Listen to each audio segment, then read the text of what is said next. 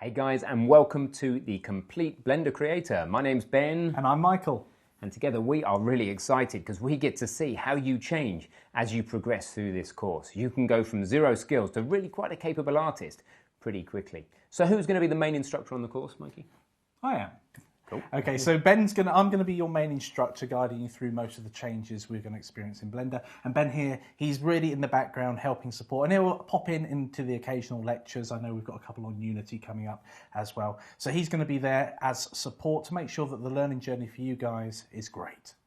Absolutely. So attached to this lecture, you've got a link over to Google Slides. That's where you want to go to get the latest section notes. They're always going to tell you what's coming up in the video, the details of your challenge, and there'll be several diagrams and useful features in there. So go over there. It's a fully interactable document, right, Mikey? Yep, that's great. And immediate feedback as well. So if you spot a typo, do let us know and we can fix that for you. And also, attached to this particular lecture, we have your assets. So anything that you're going to need in this section, they're attached there. Download them now so you've got them handy on your computer.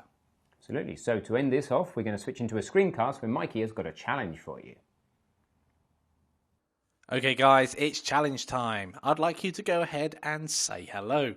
So post a comment against this lecture, introduce yourself to the community. Let us know what your goals are and ambitions are. Have a look at some of the other students. Say hello to them. See if they've got similar interests to yourself. It's a great way to meet up with other people who want to use Blender and have the same style as you. Perhaps you're looking for an artist to work with.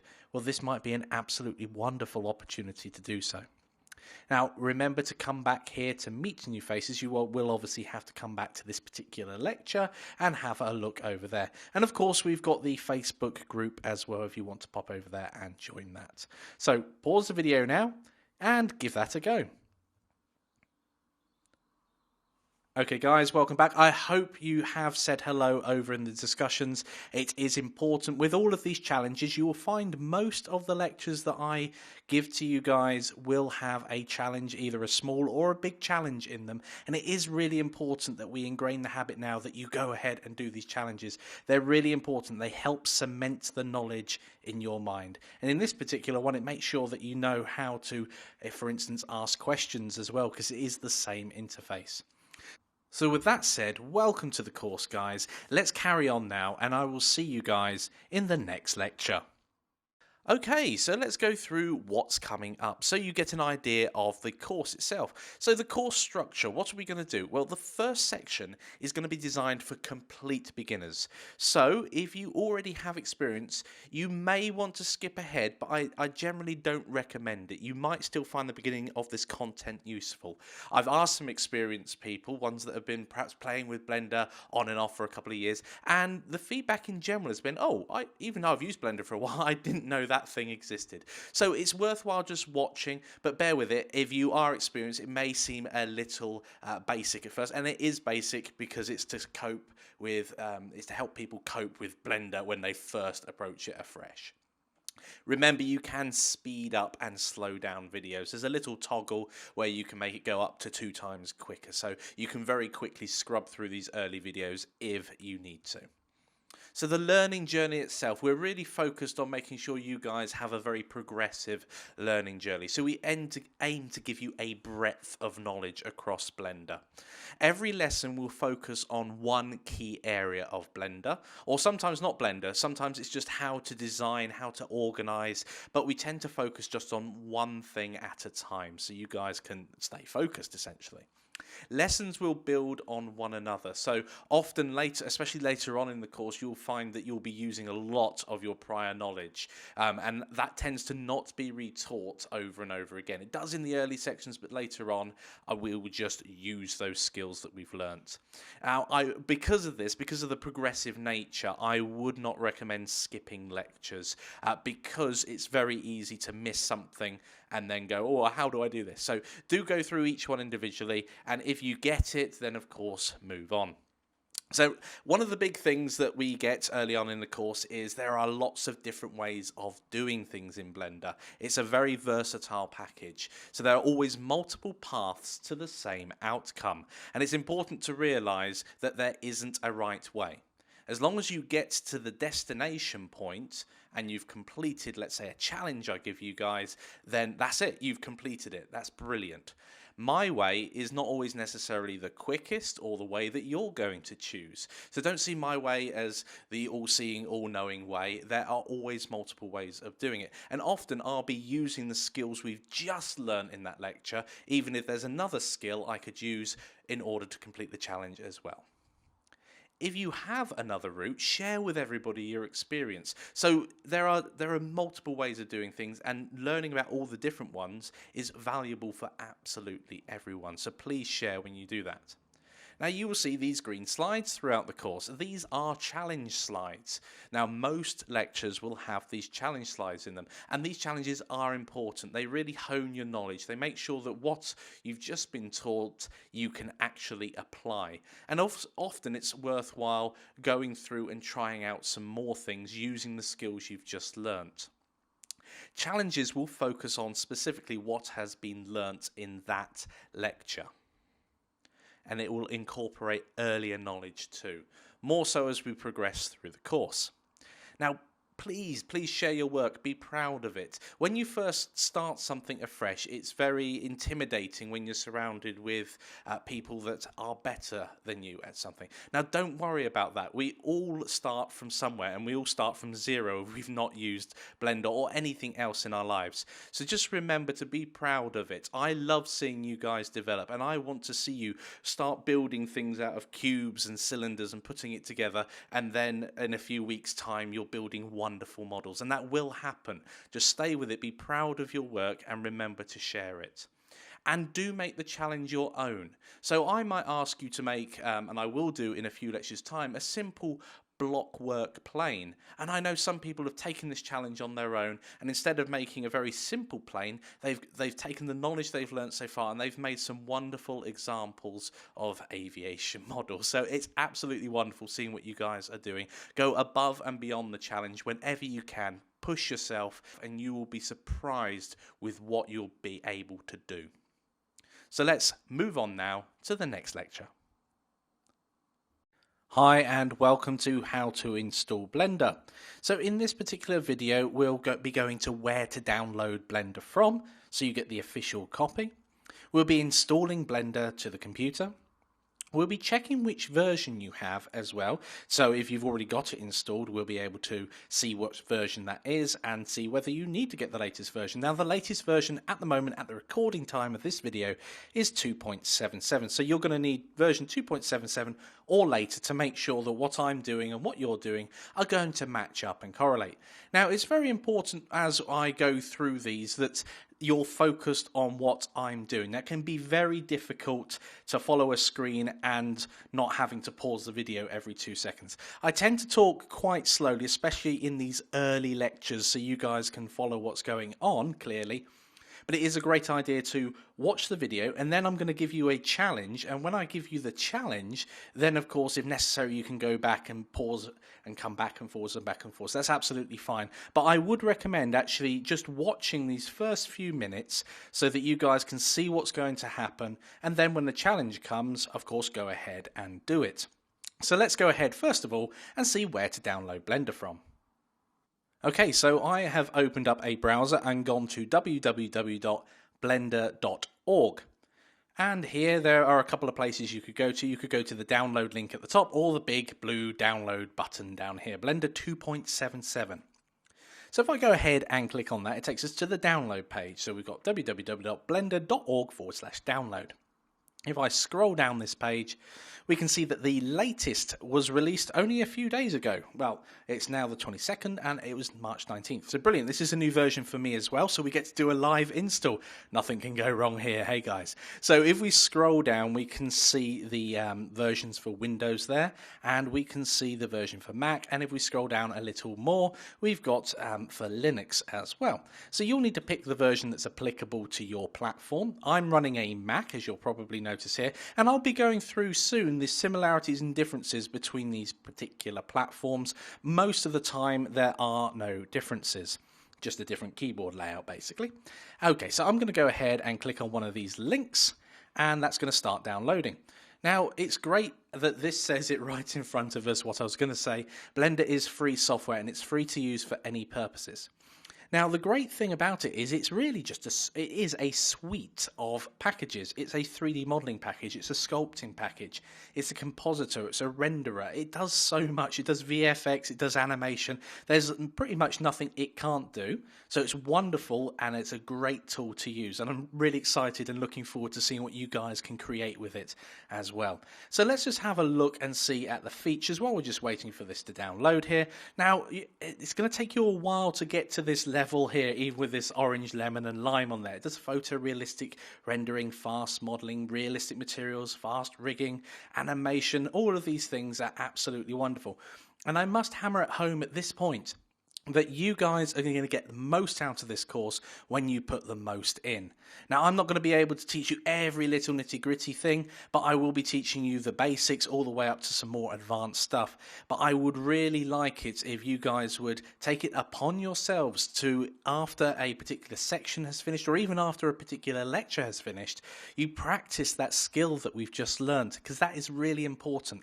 There is no substitution for repetition. The mother of all skill is repetition. So if I ask you to model, let's say, a kitchen cup, we'll go out and make a plate and a bowl, nice simple things. Don't go out of your way to go make a car or a plane. I mean, those are great things to model, but a cup may be 1 or 2 parts. A plane or a car might be hundreds of parts to make that. So let's make things nice and simple for ourselves and make sure we can win. If we set ourselves a challenge, let's make sure we can win that challenge. Okay, so I've noticed now that the download has finished. I'm going to go ahead and click on that download and it's going to extract, which is absolutely fine. And then I'm going to go ahead and drag the folder to my applications. It will be slightly different on a PC or a Linux box. I can't see applications, there it is. Okay, so now that's in my applications, I'm going to go and find it and just create a shortcut on my computer for it so I can come back to it at any time. Okay, so let's go ahead and open that up. Oh, it appears I already have an instance of it open. So let's go ahead and open that up. Now, of course, you may get a security warning on any platform when you first open up a file. Of course, if we've downloaded it from blender.org, I'm absolutely happy with that, so I'm going to open that up. And we're presented with this splash screen in front of us, which quite clearly says Blender 2.77. However, if you're a bit click happy, I tend to be occasionally, you may have that disappear. But that's not to worry, because we can still see the version number. It's right in front of us.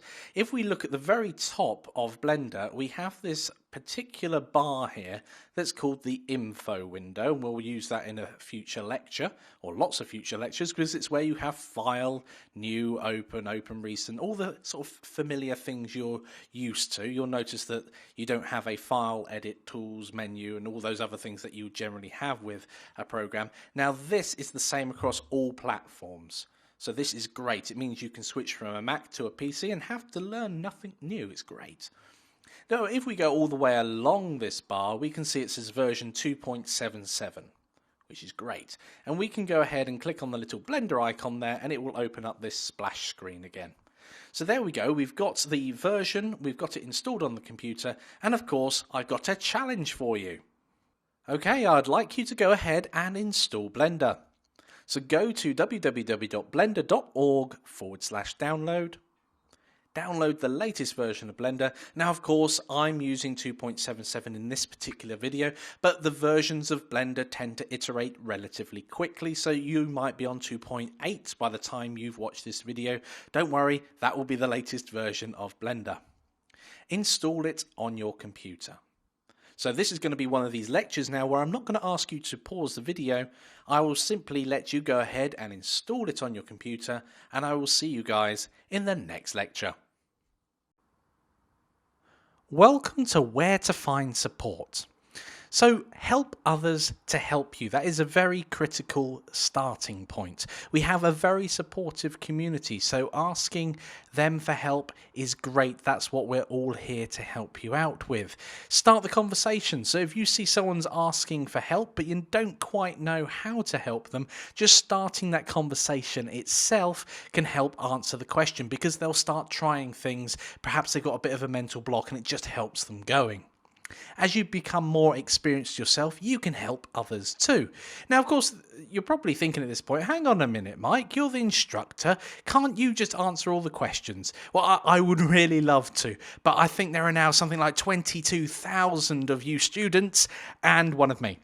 So there's only so much I can do in a day, of course, and you guys can get back to each other really quickly, whereas it's going to take me a bit longer to do so. So helping each other out is also a very good way of learning yourself. Becoming a teacher is often one of the best ways of learning a particular topic.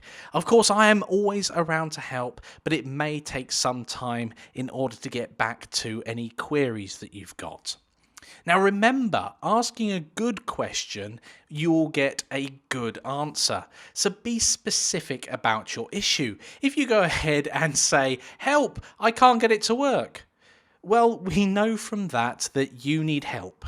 And you can't get something to work, but we don't know what. So it is very important that if you're going to ask a question, that you ask a specific question. Help, I'm having problems with this particular thing not working, and tell us what you've tried so far. I know when I've asked for help, it can feel a bit irritating when someone asks me, have you tried switching your computer off and on again? Because that does solve a lot of problems. But of course, if I've already tried that, I'll say, yes, I've already tried that. But that question would never been asked back if I'd said, well, I've got this issue with Blender not doing X, and I've tried restarting the computer and reopening my Blender file, and it's still doing it. Now I'm not going to get asked to switch the computer off and on again. Remember, you can edit your discussion, so your question, to add further things you have tried, rather than asking more and more questions going on. And include a picture of the issue. Now, it is very true that a picture speaks 1,000 words. So if you include a picture, it can often give us a clue as to what's going on, even if you think it's to do with X, Y, and Z. And remember to include the full screen with the outliner. It's very tempting to crop a tiny bit of the screen out, but often it's better if we can see everything that's on the screen. And remember, you can go to the very top of Blender and make the screenshot there, which will include everything.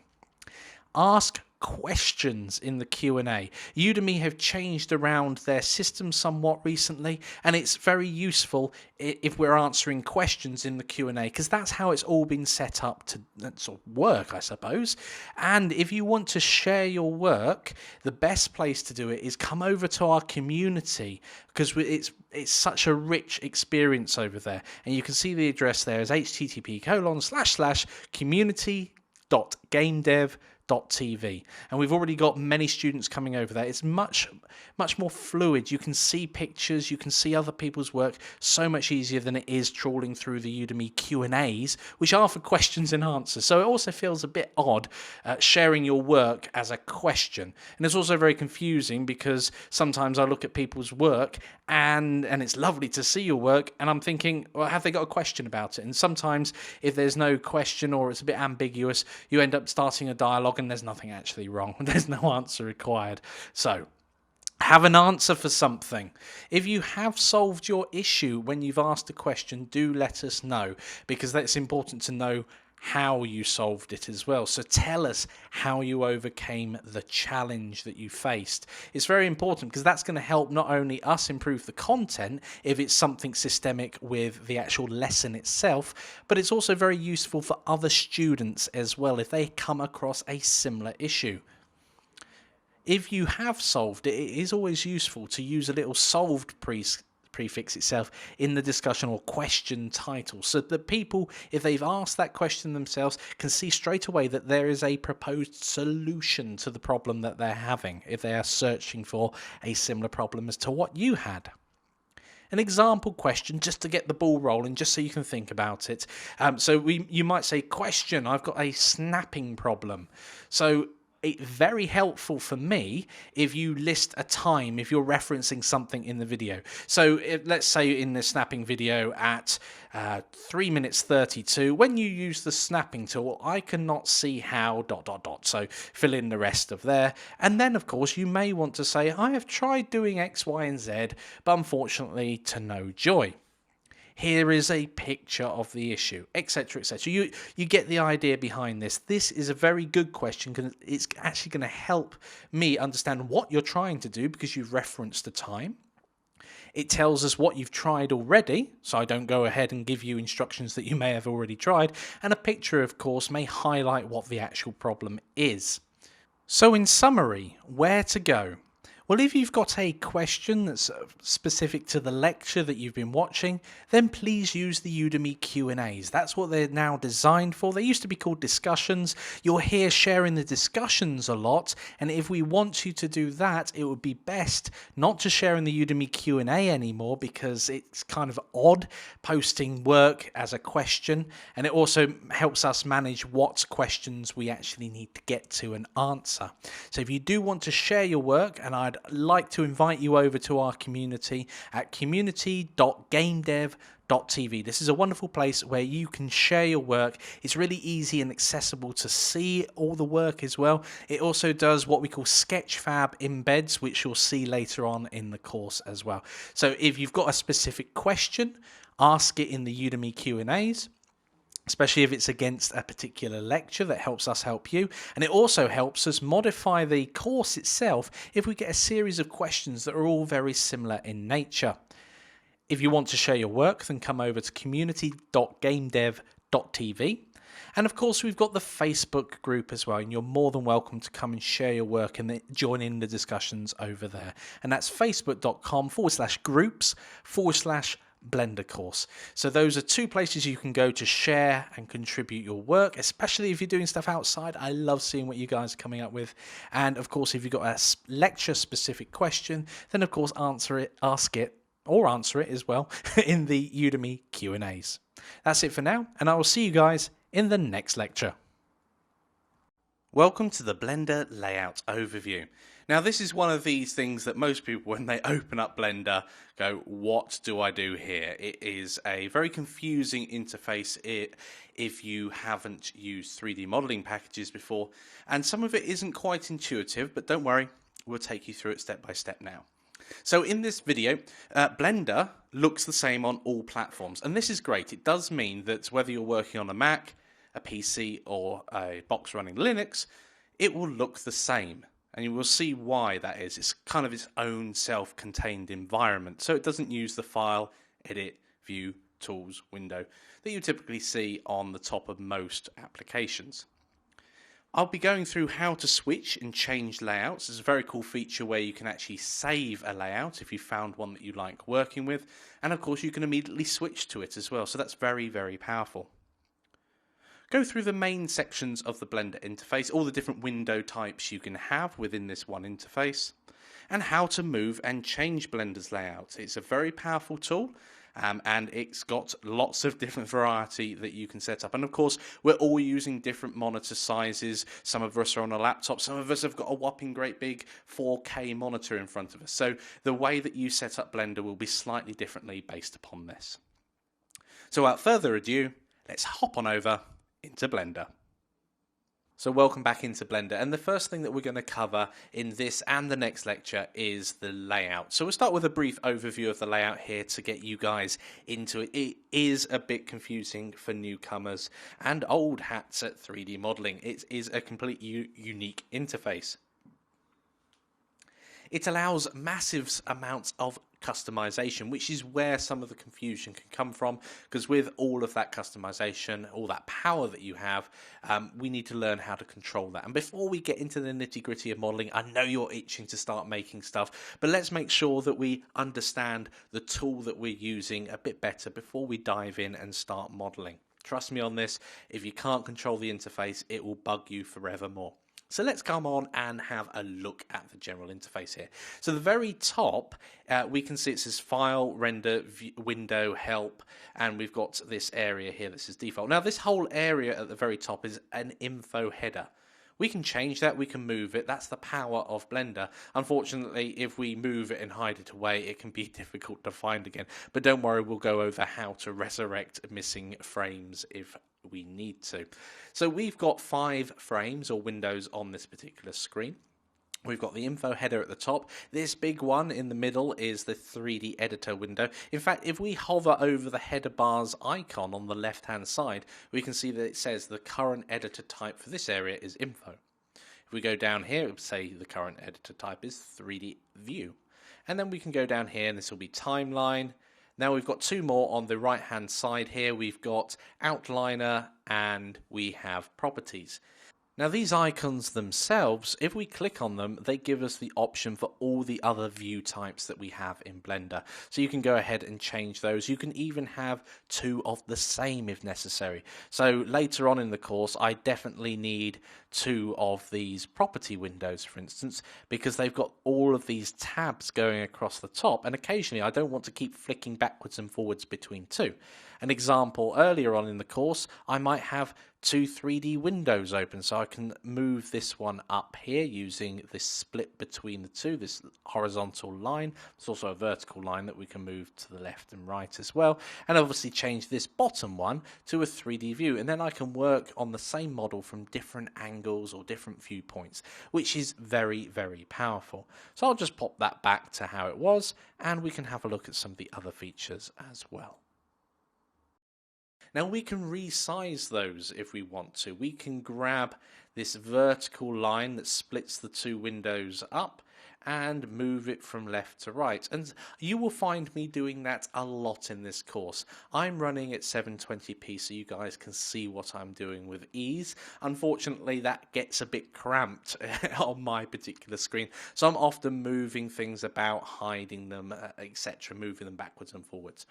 So I will often hide this thing to one side and then pull it out again when I need to make some changes. I try and leave it static because obviously it takes up time moving things about. If you're working with a different monitor resolution, bear in mind I'm at 720p here. You could be at 4K, you know, or even 5K if you've got one of those 5K iMacs. So there's a vast array of sizes that we can work with in Blender. And of course, each one of us will have a slightly different layout, and we can customize this to our own desire.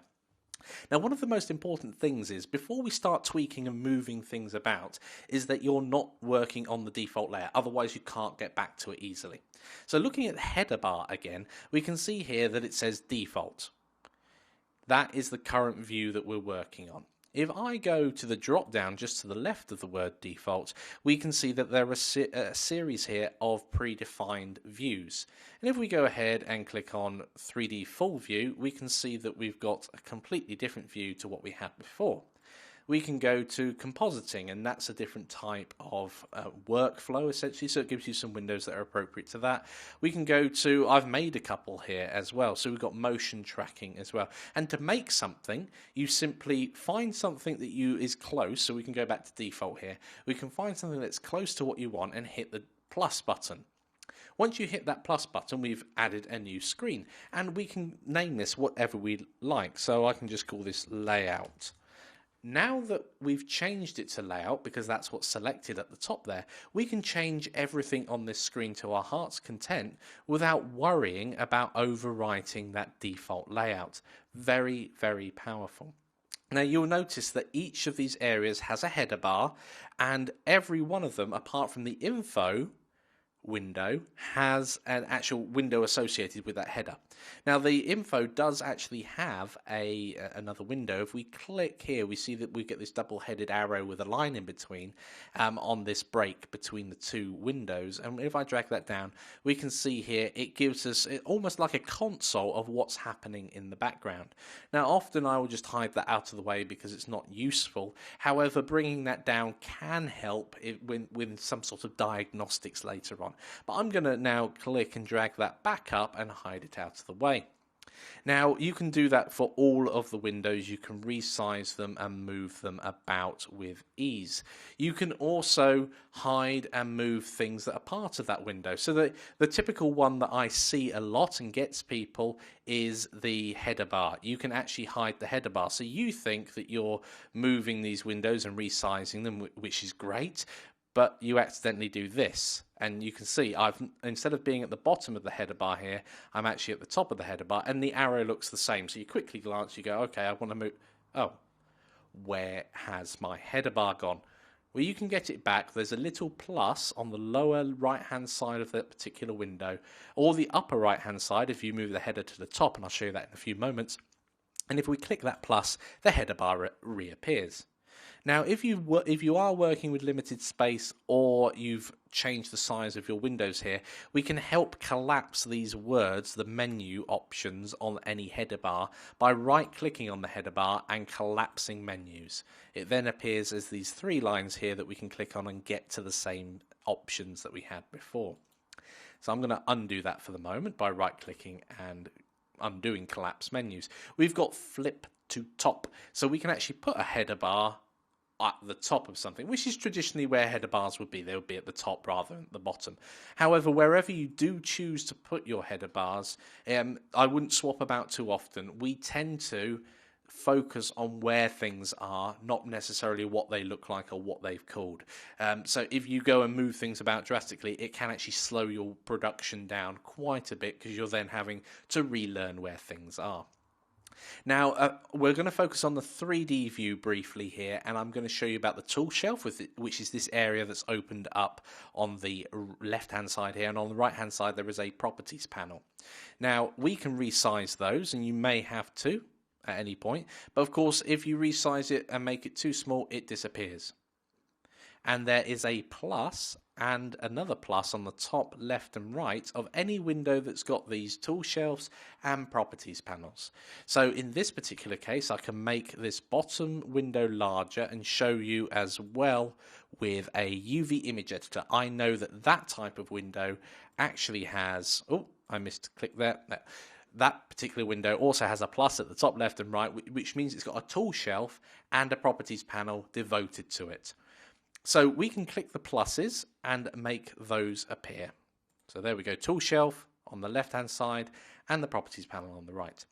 There's also a keyboard shortcut to do that. And with most keyboard shortcuts, they apply to the window that your current cursor is over. So for instance, the tool shelf, the shortcut key is the letter T. So if we go ahead and press T, whilst we're over the UV image editor, you can see that it's enabling the tool shelf on there. I'm just going to continue pressing T and move my cursor up to this window. I haven't clicked on anything, it's just where my cursor is. And a common mistake is you're trying to do an operation and your cursor has drifted off the window you're working on. And of course the keys you're pressing, and Blender is quite key heavy, you're not actually controlling the window you thought you were controlling. Now the properties side, you can control that with the N. Now depending on the screen space you have, you can obviously leave these open all the time. You'll find that I open and shut them quite a bit in order to give myself a bit more space so I can show you guys what I'm doing. But again, I'll try and minimize that as much as possible. So now we've had a brief layout overview, I'd like you to just play with it for a bit. So I've got a small challenge for you. Okay guys, I'd like you to play with the layout. Now of course, what I'd like you to do here is just make your own layout. Move the windows about, hide some header bars, just get used to the general feeling of what's going on. So alter it, change window types and sizes, and see how that all pans out. Now this may seem like a very, very simple task if you've used these sorts of applications before, but it's great to just ingrain that knowledge and make sure that you have it absolutely nailed. So pause the video now and give that a go. Okay guys, welcome back. So let's go and play with the layout over in Blender to just give you an idea of what we can do.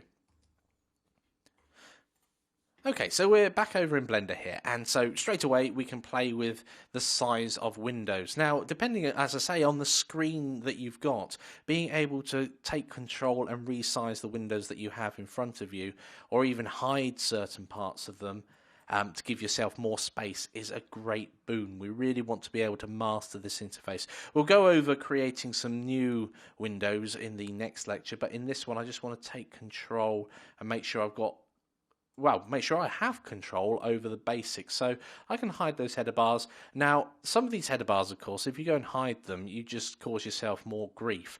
But in some cases, it's very easy to accidentally hide them, like you think you're moving one of these up and down and you don't, you do that. And it can also be very confusing, of course, if it looks something like this, where it looks like we've just got the one window here with a 3D view and a 3D header bar.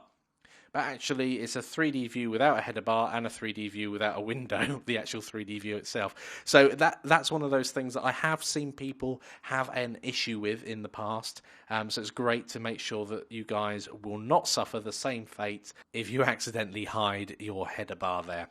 Okay, brilliant. I hope you guys are getting the feel and the control of Blender's layout. And in the next lecture, we'll be going through how to master it and do the advanced controls on this layout as well. And then we've absolutely nailed the layout and we can start making some 3D models. So congratulations, guys, and I will see you in the next lecture. Welcome to Advanced Layout Control. In this video, you will reinforce your layout behavior. How to effortlessly switch between layouts, how to use Blender on two screens. So if you've got two or more screens, you can actually move Blender onto those and have an even bigger and better interface. Lots more control you can have there. And we're going to learn some of the shortcuts for the editor types as well. So let's hop straight on over into Blender. So I just had a funny quirk happen to me a few moments ago where I went to File and New and my layout went all funny. It went like this. If that does happen to you, because Blender's layout can become a bit distorted like this occasionally, what I tend to do is I tend to grab the window and you can see then it resets itself. And then I just go ahead and make it full screen again. So that's one of the ways of getting around one of those quirks that tends to happen.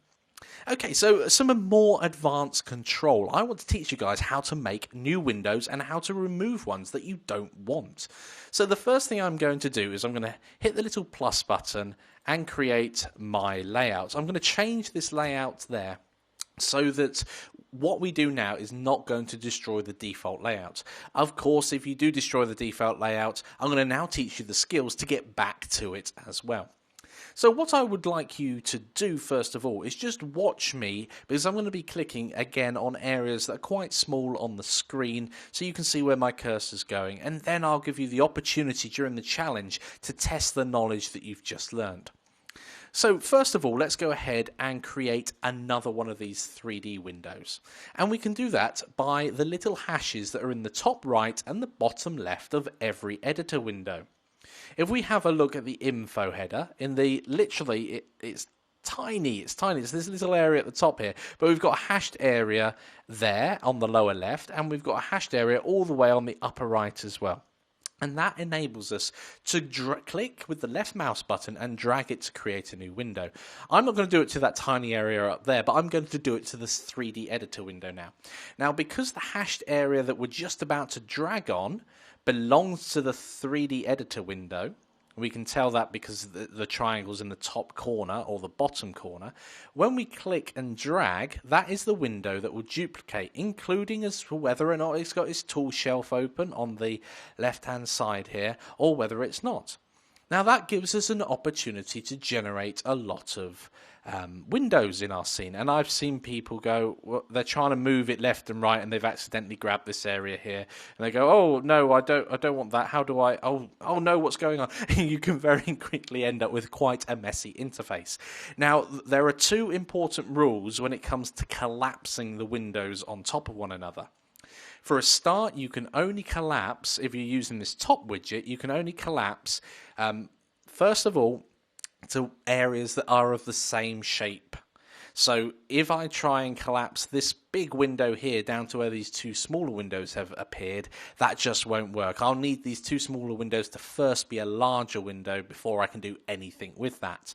So in order to collapse these, what I would do is I would pick the bottom one and push it up, or the right hand side and push it to the right, if I was using this top splitter widget. That's what they're called. If I'm using the bottom one, then I can push down or to the left. Of course, I can't push to the left in this case because it's not the same size. So let's use the top ones at the moment. I tend to go for the top ones because they're easier to get your hands on, or your cursor on.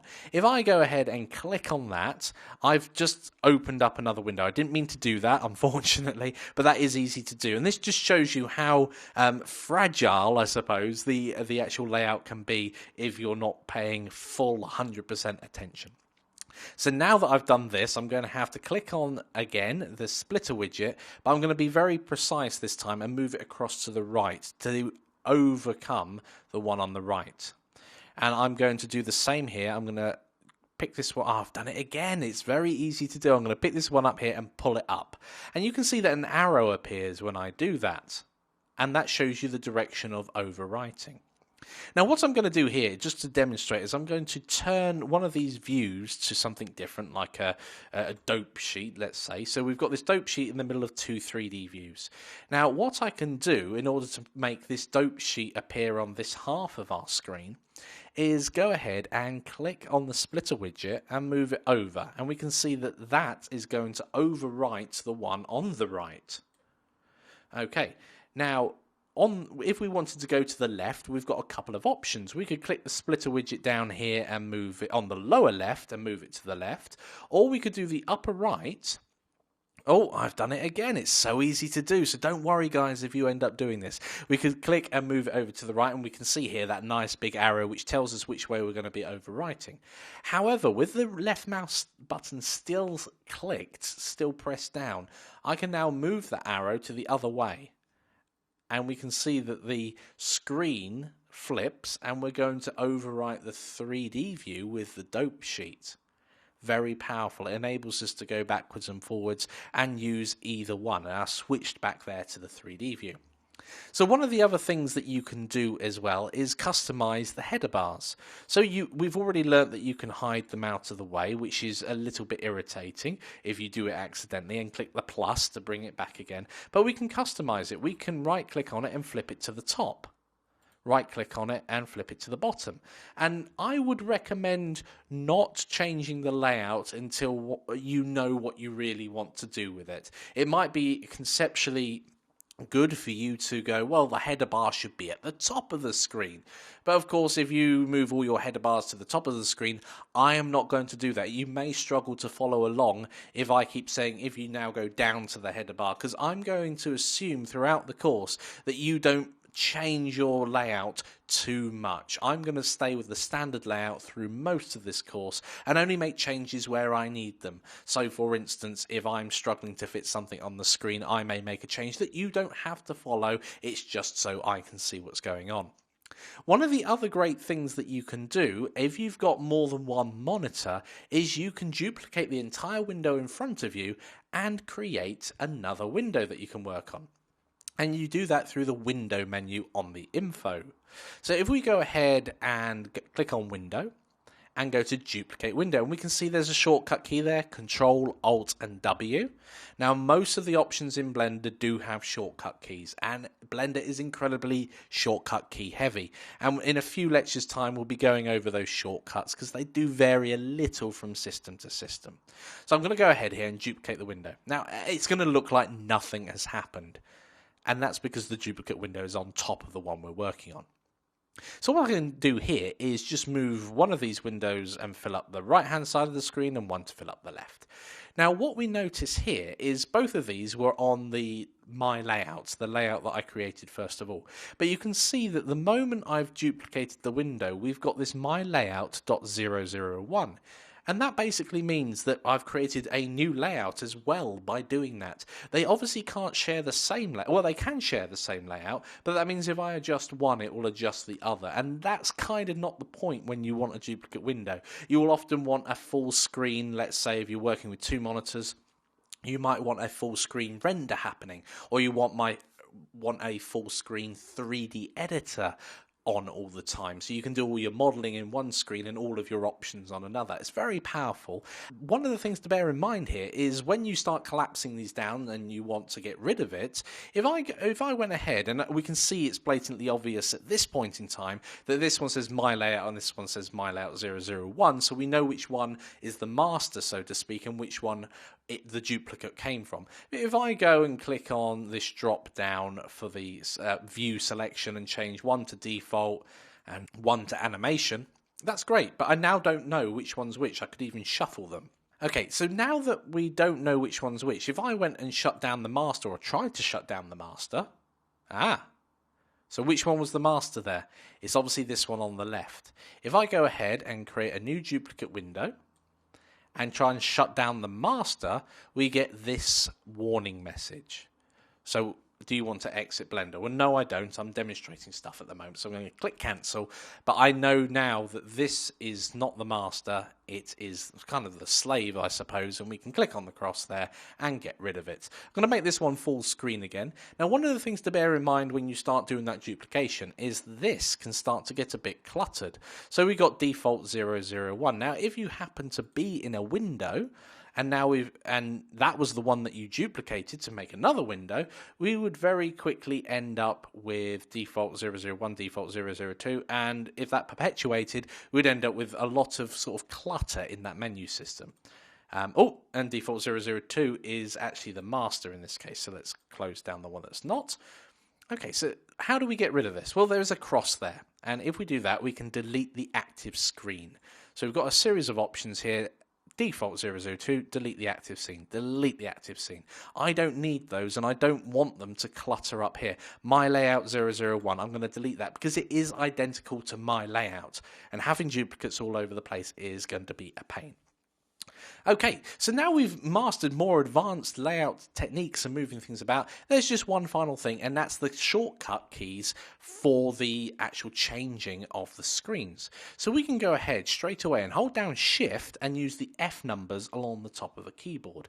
Now, if you're running a Mac or Linux, you may find that this also activates some system keys, but let's just go and see what happens. So Shift and F1 gives us the file menu. We can see up here it's changed it to the file browser. That's what it's called here. Shift and F2 changes it to a different one, and Shift and F3, Shift and F4, etc, etc. Shift and F5 is the 3D view. Now all of these, when you go to them, they go full screen apart from the info header at the top, which is very powerful, and there's a button to go back to previous.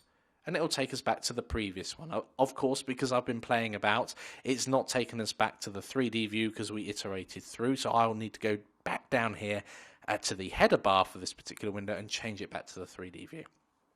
Now, if I keep going along there, so we were on Shift and F5, Shift F6, Shift F7, Shift F8. You can see it's going through them. There's the outliner.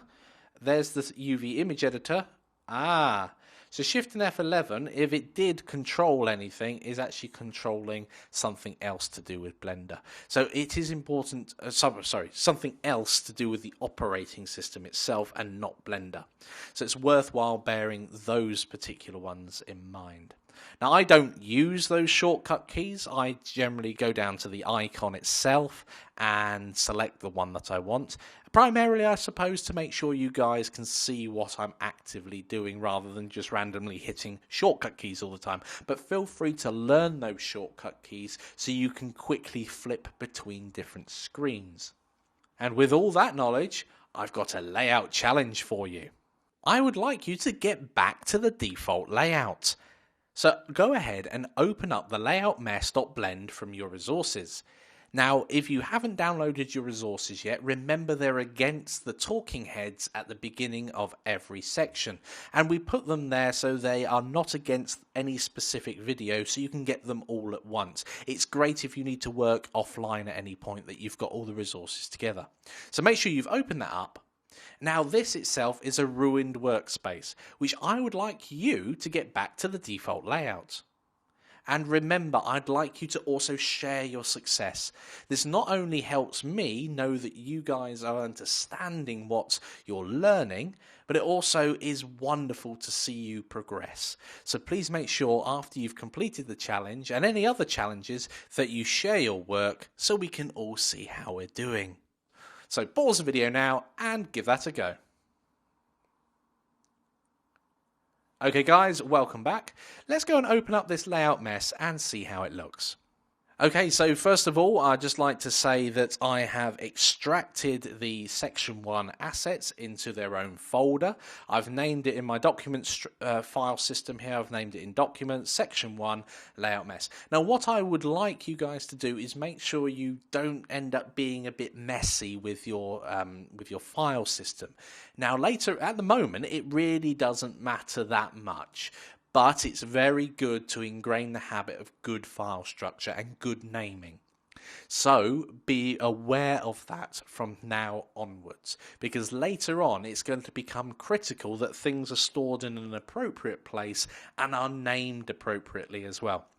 Otherwise, it can be very confusing and things can start to break and fall apart, and we don't want that. So let's go ahead and open up Layout Mess.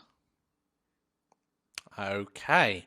Wow, okay, so we've got a bit of a layout mess here. Now, there are going to be two ways of solving this problem.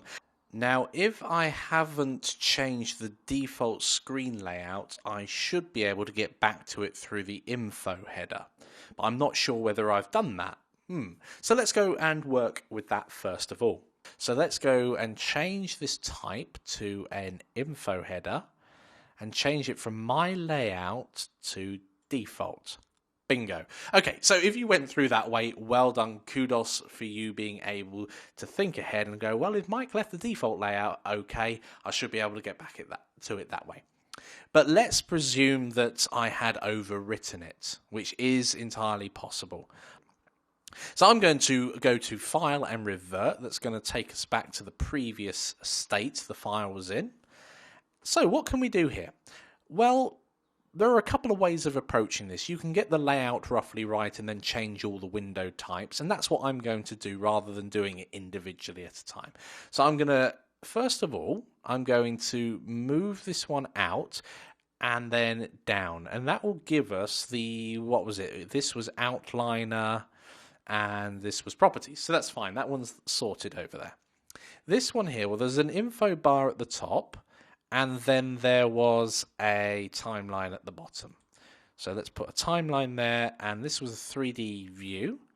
3D view has the header down the bottom, Okay, so I'm going to right-click here and flip to the top there. So the outline is now looking like it looked before, and of course the cube would be somewhere in our scene looking kind of like that, I think it looks like normally. Okay, so we saw there that there were actually two ways in which to accomplish this challenge, and you'll find that that comes up a lot when we're going through Blender. There will always be more than one way of accomplishing the task, especially when it comes to modeling. Now, there are often efficient ways of working or different ways of working, and sometimes I will do something to demonstrate the lesson we've just learnt, but of course, if you know another way of doing it, as long as you get to the same end result and you're aware of the other way of doing it as well, that's a great way to progress. It shows that you guys are thinking outside of the box, going beyond of what I've taught you as well, and being able to apply all of your knowledge. So that's brilliant. Remember, of course, I'd like you to share your work so that we can all join in and see what's going on. It's brilliant for myself. I see you guys progressing. It's a great sense of achievement all round. And of course, I will see you guys now in the next lecture. Welcome to Control Interfaces. In this video, we're going to talk about keyboards, mice, and the general interface that Blender has as well. So first of all, keyboards. Well, if you have a Mac, then the F keys on your Mac at the top, F1, F2, F3, etc., you're going to have to hold down the function button, wherever it be. On a laptop, it's usually on the lower left of your keyboard. If you've got a full-size keyboard, it's above the cursor keys in the middle. So that's something to remember. And also, it's not only Macs that suffer from this. Some laptops also require the function key now to control those F numbers at the top. And those are used throughout Blender if you decide to use the keyboard shortcuts. Now, on Linux, the Alt key is used as a system key. So whenever you see me holding down Alt and you need to use that, you're probably going to have to hold down the Windows key at the same time in order for it to work as expected within Blender. What happens if you've got no number pad? Well, in a moment we'll go over into Blender and enable number pad emulation, and I will show you what impact that has, because obviously you're going to lose some other functionality the moment we do this. And you will also find on Macs and Linux, system keys sometimes override Blender shortcut keys. And Blender is really shortcut heavy. So don't be surprised that if you use a shortcut key that I show you, if you're on a Mac or Linux, and it does something unexpected, not only to Blender, but perhaps the entire computer. So just bear that in mind if you're using those platforms.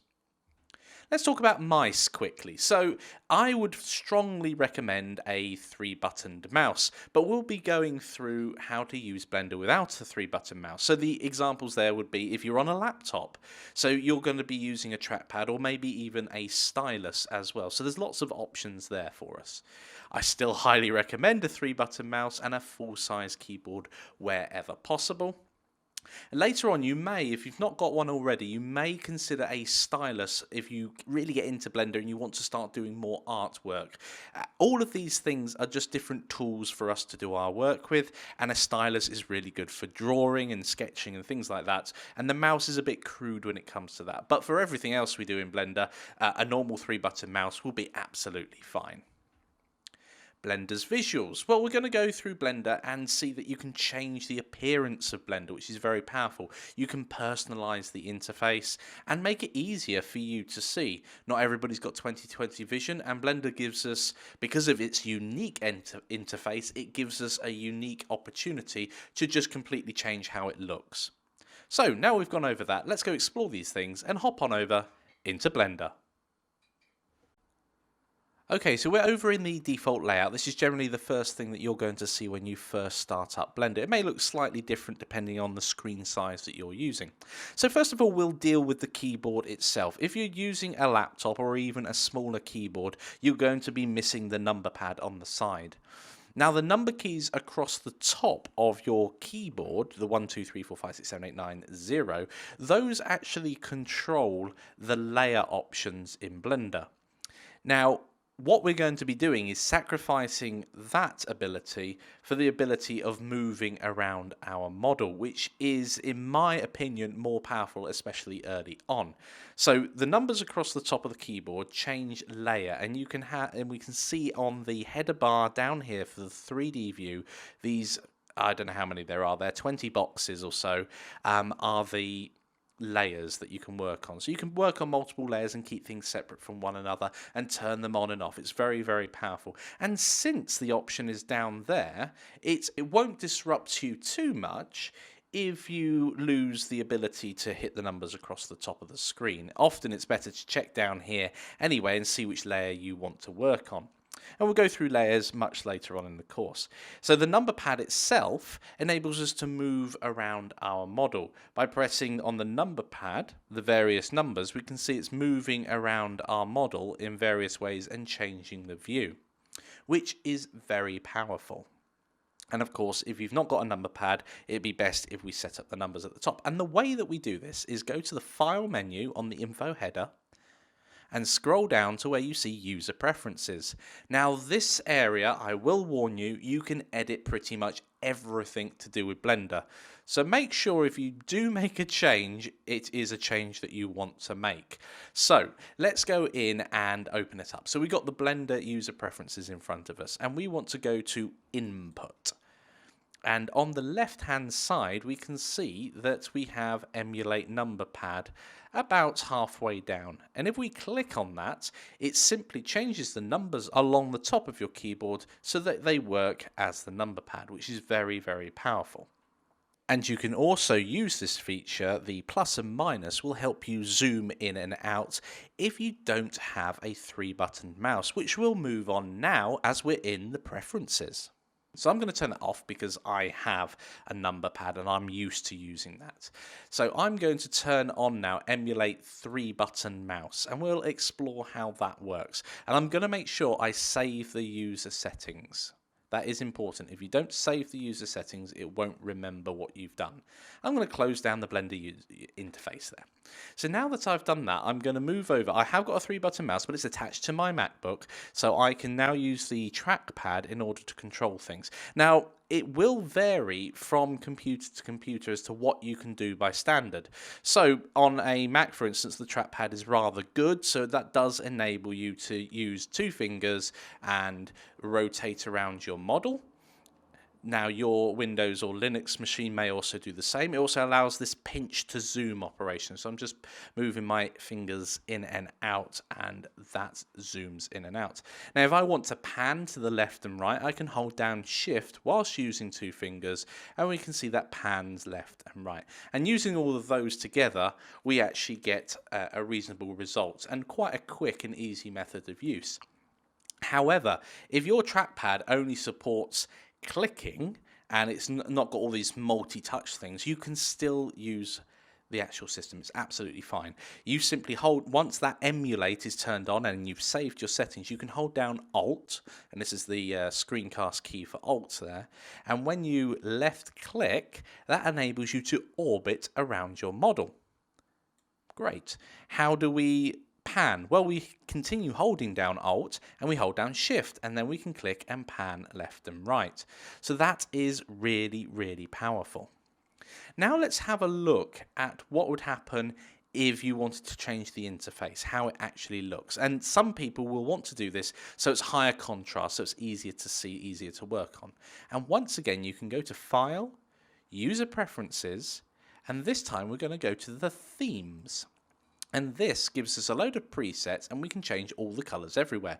So if we go to this presets section, we can see there are a load of different options.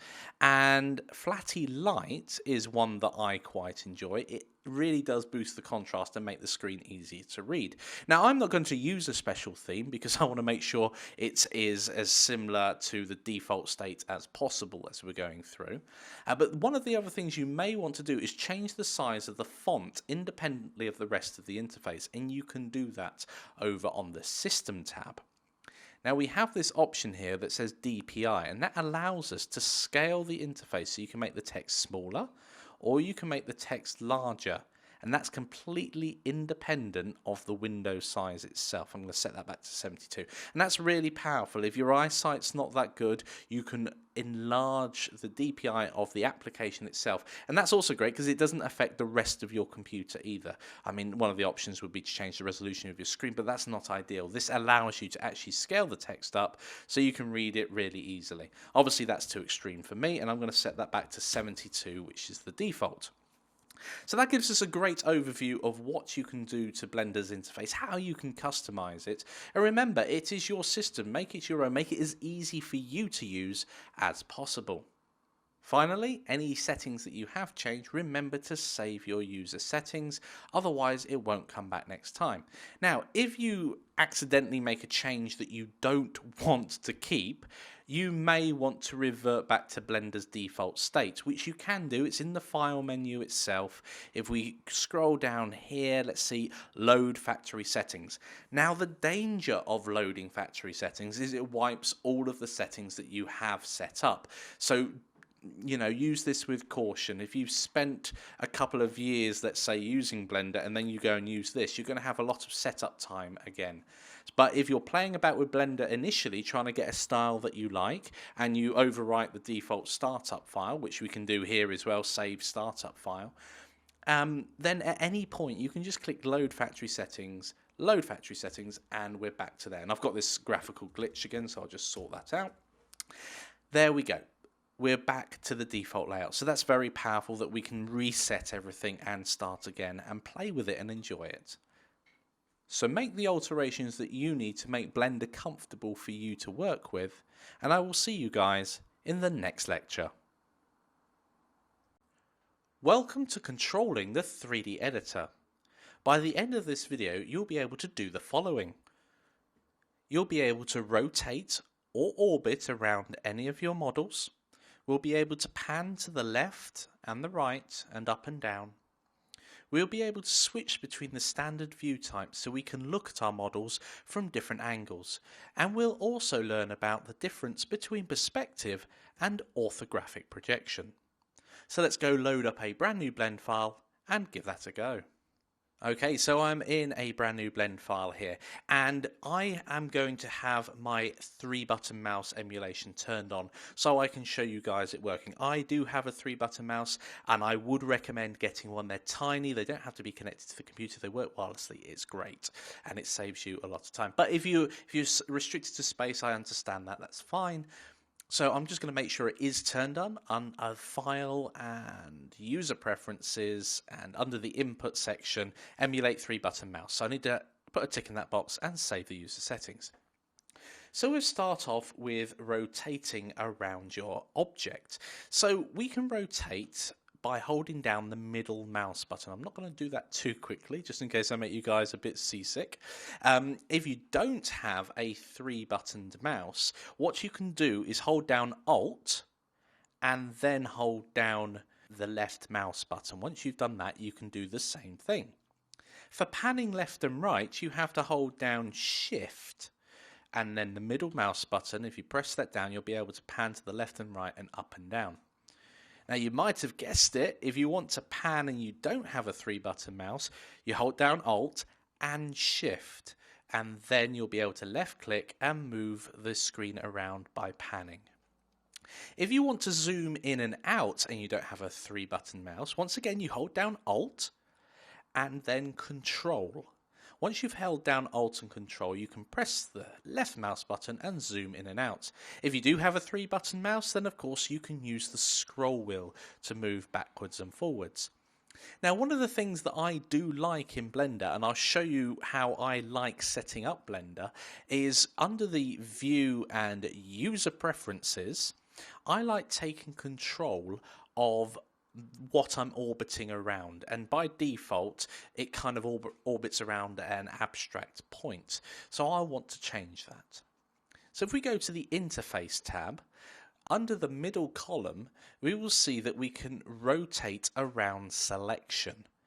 That is a very powerful one. That means if that's ticked and I go and save the user settings, when I've got something selected, and that is it has this orange outline around it, I can orbit around that object. It doesn't matter where in my view it is, I will orbit around it, which is very, very powerful. And that's the standard that I have Blender set up with. Now, in order to switch between the standard view types, there are a couple of options that you can choose. We can go ahead and go to the View menu, down on the 3D editor header toolbar down here, and having a look up here, we've got a series of views. There's tons and tons of options here. You'll start to get used to Blender having lots of different shortcut keys. So we can go to the View menu here and go and look at it from the left, the right, the back, the front, the top, the bottom, etc. And if we choose to do that, we can see that there's a number pad associated with them. So if I press number pad 1 or go to View and then click Front, it will move around to the front view. And it's as straightforward as that. And I can literally go on my number pad and go 1, 2, 3, 4, 5, 6, etc. Going through the numbers there. Now, if I press number pad 5, or indeed if you've got number pad emulation turned on, just the number 5 on top of your keyboard, you will find that it switches between perspective and orthographic.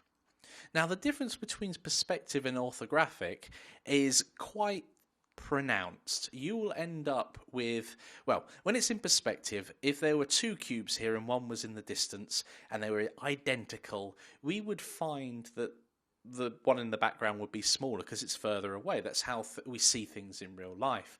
However, if we switch to orthographic projection, things look slightly differently. In fact, on the cube itself, this has equal sides, but the ones at the back look smaller because of perspective. With orthographic projection turned on, it doesn't matter how far away the object is from your view, and that basically means that everything is the size it really is, whether it's right in front of you or far off in the distance. Both cubes, if we had 2 of them set in the distance, would be identical. Okay guys, it's challenge time. What I'd like you to do is literally go crazy. Zoom in and out, try panning and rotating around the default cube. Really get the hang of this control because you're going to be using it lots and lots. After you've played about with moving around your view with the mouse or your trackpad, switch between various views. So try out that number pad or turn on numpad emulation and use the keys at the top of your keyboard, or indeed use the View menu. That's just a little slower. Sometimes I will use menus and sometimes I use the keyboard shortcut. It does depend how I'm feeling generally. So switch between the various views, play with that. So pause the video now and give that a go. Okay guys, welcome back. Let's just play with that over in Blender. Okay, so I can see I'm in orthographic projection at the moment because up in the top left it says user ortho. If I hit the numpad 5, it'll change to perspective. That's great. And looking at these arrows here, it looks like I'm upside down. So I'll go and rotate around. That's looking pretty good. Okay, can we pan around and put this? Yes, we can. And I've got orbiting turned on around this object, so it will stay there as we go around it. If we didn't have that turned on, by the way, I might as well show you what it looks like without it turned on. So I'm going to turn rotate around selection turned off, and then, oh, made that full screen. Then when we're rotating, you see it sort of orbits the midpoint of the view itself. So around here, it's not as easy to control moving around a particular object. We have to rotate, go here, rotate. Oh, I've gone too far. So with that turned on, let's go back. Where are we here? User preferences, and then rotate around selection under the interface tab. I'm going to save my user settings so it stays there. And now I'm rotating around that cube itself. Brilliant. How did you guys get on? I hope you are able to move around in Blender now. And I will see you guys in the next lecture. Welcome to selecting and taking action. In this video, you'll understand what the right mouse button does. You'll understand what the left mouse button does. Why this is different from other 3D programs, or probably most programs that you've used on a computer before. We'll go through the differences there and why it happens like that. I'll show you how to change it as well, but I would recommend not changing it for the one reason that I will be giving you instructions during the course and you'll have to reverse them in your head, which can be difficult to follow if you do decide to change it, and I wouldn't recommend doing so. So let's hop on over into Blender and explore the left and right mouse buttons. Okay, so we're over in a default blend file, so we've got the standard cube in the scene. Now what I'm going to do here is I'm just going to expand these two windows on the right hand side here, and also just bring this one down as well. This area on the top right is called the outliner, and we can see that we have 3 objects in our scene. So we've got the scene here, and underneath it we've got some parameters with how it renders and the world. And then we have 3 objects in our scene: a camera, a cube, and a lamp. And we can select them from this outliner as well. Notice that the cube currently has an orange border around it, and it does in the outliner as well. If we go ahead and select the camera, and in this case I can use the left mouse button. It's only selecting in the 3D viewport that it's the right mouse button. So now I can see that the camera is selected and it has been highlighted orange. Now if I want to select more than one thing, I will hold down Shift whilst I'm selecting. So now I can select the cube, and I can go ahead and select the lamp, and now all 3 objects are selected. You can see that 2 are a darker orange and 1 is a lighter orange, and that is called the active item. So this is the active object, the other ones are just selected. Now that does give us some control. It means we can do things to multiple objects at once. Now when you're first using Blender, it is very tempting to use the left mouse button to select, like you do in pretty much every other program. It takes a while to get used to, and I would suggest leaving it as that setting, because otherwise it can get a bit difficult later on, and I'll show you why now. So the left mouse button moves what we call the 3D cursor. So you can see I'm left clicking over the screen here, and this 3D cursor, this kind of target, this reticule here, is just moving about. It's not doing anything else, and I'll explain more about that in a few moments. So with the right mouse button, if I go ahead and select my cube or my lamp or my camera, it doesn't matter which, and with the right mouse button start moving it around, once I've started moving I can let go of the right mouse button, and you can see I'm just moving it around randomly in space. Now, if I want to put that somewhere, I can left click and it will stay in that new location. So the right mouse button is for selection, and and probably doing an action as well, and the left mouse button is to apply that action. Now that is really powerful because that means it's separated moving something with applying that move. So if I move that around again, but this time right click, I can reset what I was doing and give it another go. Oh, I've moved the wrong thing. Yeah. Now, if you want to move it back to its previous location and you didn't know what the previous location was, we're probably all used to by now systems having an undo function. Now, you can get to the undo function down on Object, and we can see it's right at the bottom here. We've got undo. So on the Mac, it's Command Z. On the PC, it'd be Control and Z, just like it is on most systems. And then we've got redo. Now, redo's slightly different. It's Shift Command and Z, or Shift Control and Z, and then we've got an undo history as well. So if I look at the undo history, we can see we've got the original starter here, and we've got a series of things that I've done, and you can see that we can drop back to any point in that history. Now that history by default is pretty short, and we want to make sure we've got enough undo points. If you need to undo lots and lots and lots and lots, you should have probably saved in between doing your work. So let's go and up the level of undo and make sure it's as high as it can possibly be. So I'd like you to go to the File and then go down to User Preferences. And once we have a look at the user preferences, we need to find the undo levels. And that is over on the Edit tab. And we can see here we've got a global undo, and we've got 32 steps. Well, yes, that conserves memory. The number of steps is smaller.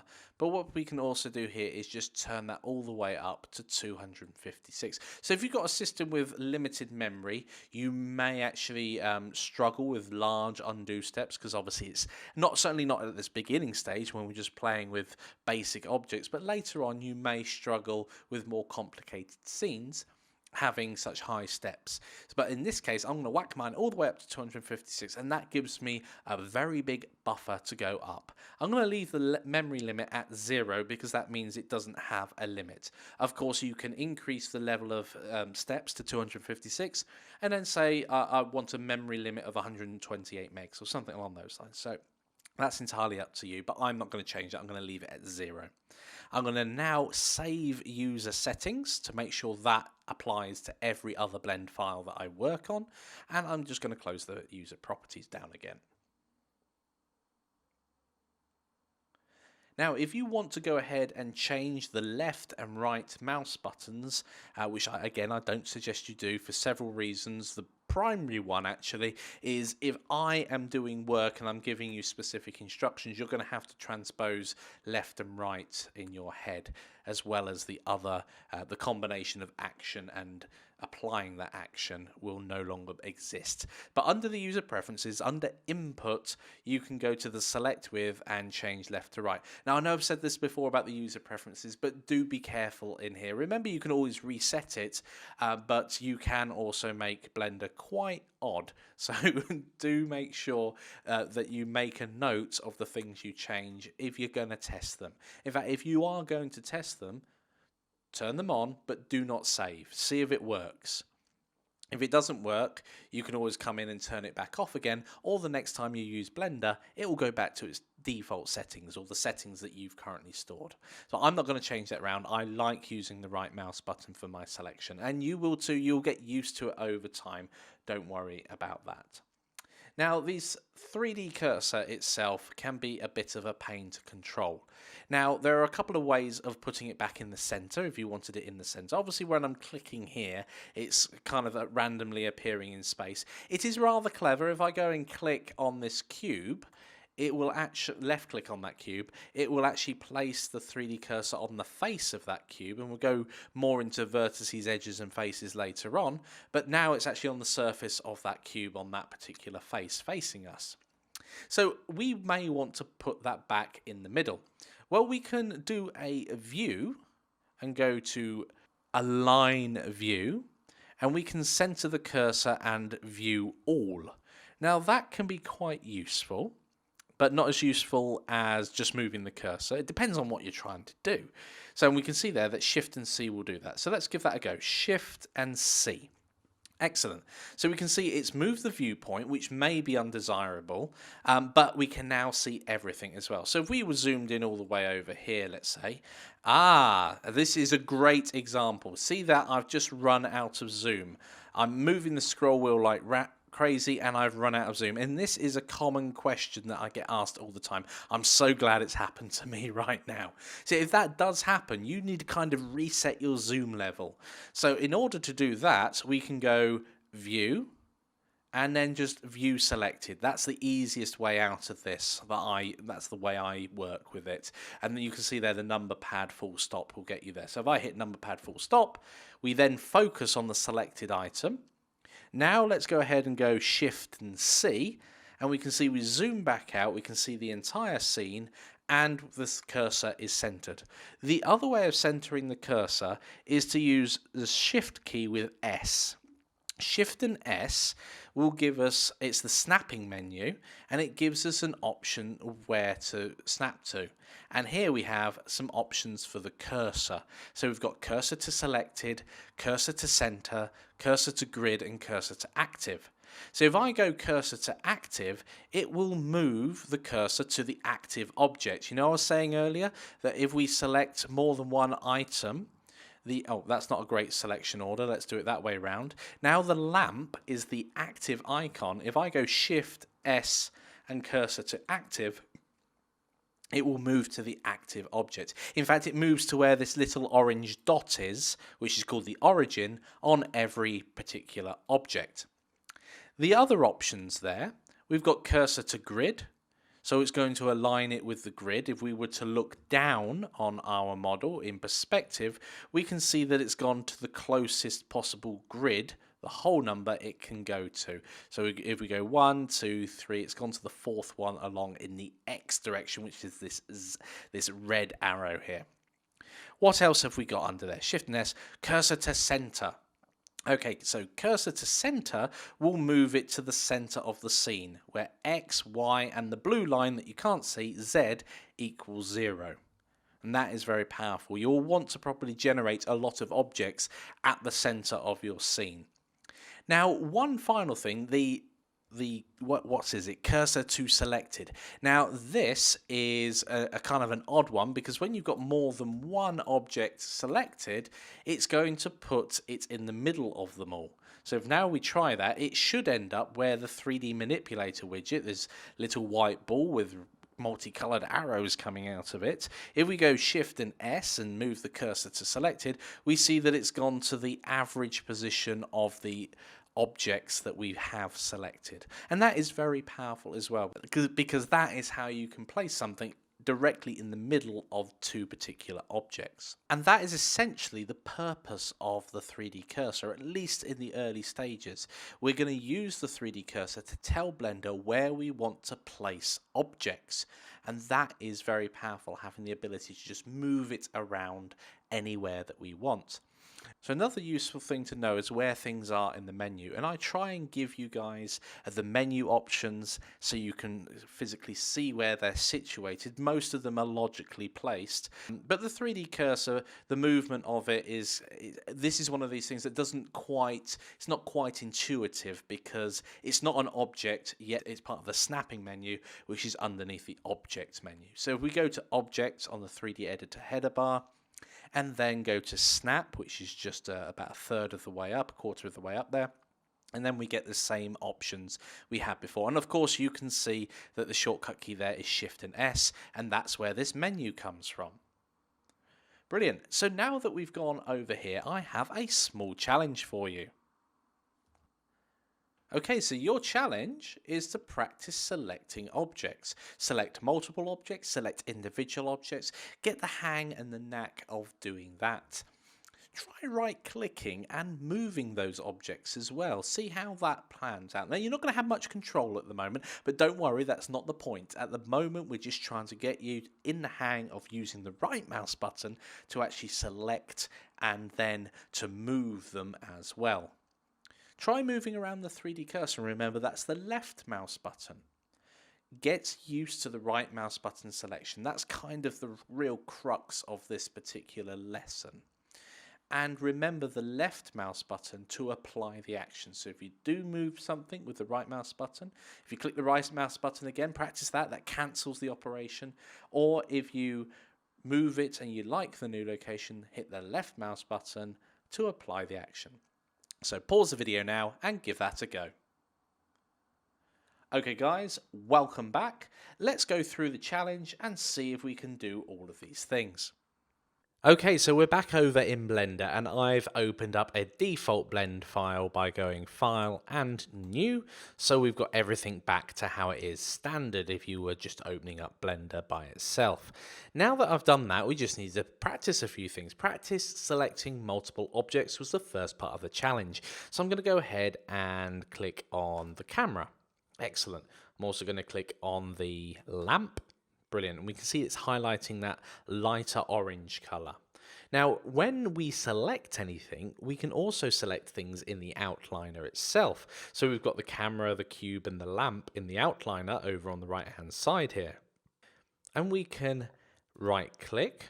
No, we don't right-click over there. We left-click over this side. So it can be a little bit confusing remembering what to right-click on and what to left-click on.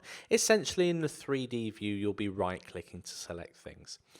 Now, we can select multiple things at the same time by holding down Shift and then right-clicking on the various objects. And we can see that all three have been selected, with the last one to be selected being a lighter orange color. And that means it's the active object, okay? Remember the active object, because that's the thing that things are going to apply to, are going to happen to if you start doing any operations.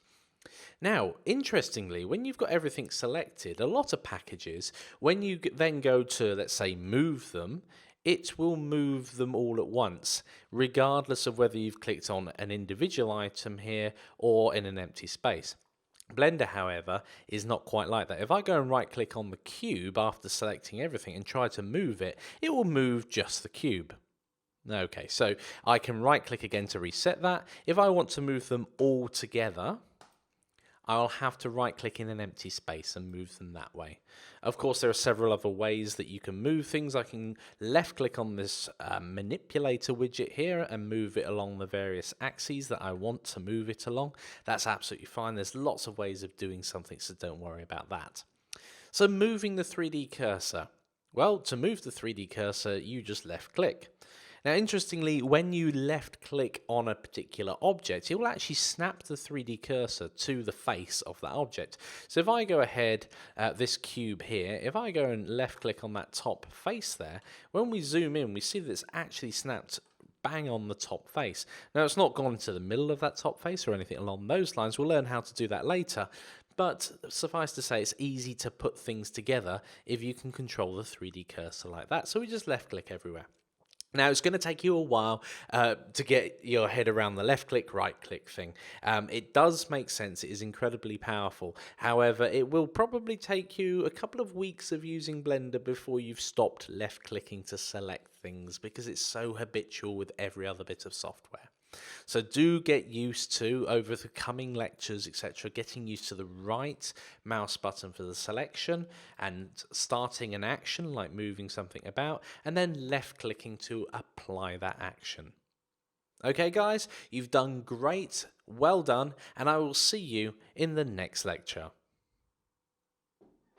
Welcome to Basic Object Transformation. Wow, that sounds like a mouthful. Don't worry, it's relatively straightforward. So let's go ahead and make something. So we're going to learn here how to scale or resize, Blender calls it resizing, rotate and move or translate objects. We'll also be learning how to constrain those particular operations as well. Speaking of operations, we're going to introduce you to the operator panel. This is something that confuses people, especially when you've not used Blender before, because it's a kind of a phantom. It disappears when you need it again, and I'll explain why and what is happening. Understand the 3D manipulator widget. We've already seen it. It's that white ball in the middle of the screen with the multicolored arrows coming out of it. I'll explain more about that for you. And we're also going to add objects to our scene, so we're going to be building with primitives. So let's hop straight on over into Blender. Okay, so we're over in a default blend file here, and I would suggest for the moment that you watch what I'm doing and where I'm clicking so you can get a good grasp of all of the items. We've got a lot to go through in this lecture, and I wouldn't want you to miss anything as we go through. So we've got our cube in the middle of our scene here, and we need to do something with it. We need to make it smaller, we need to move it to another position, we need to put it at a different angle. Now, we have some options up on the top left on the tool shelf for transforming. That's great. We're doing transformation. This sounds great. So we've got translate, rotate, and scale. Those are the three most common things that you'll be doing with objects. So we can translate. And what does translate mean? It means move. And we can right-click to cancel the move, or we could have left-clicked to apply the move. Now, you'll notice as you hover over these, it actually tells us what the shortcut key is. It also tells us a bit more detail. So translate, it actually has in brackets there, move the selected items. Rotate, the shortcut is R, so that's great. Translate, rotate, and scale is S. So scale is S and rotate is R, that's great, but translate is G. So I think about that as grabbing your object, grabbing it and moving it about your scene. So that's also very powerful. So I can go here and I can hit the G key and start moving things about. Now, remember that the keys that you press, your cursor has to be over the appropriate window. Now, the G key might do something different over another window. So make sure your actual cursor is over the window before you start pressing it. Pressing the G key, the R key, or any other shortcut key. So if we press the R key, we can move it about.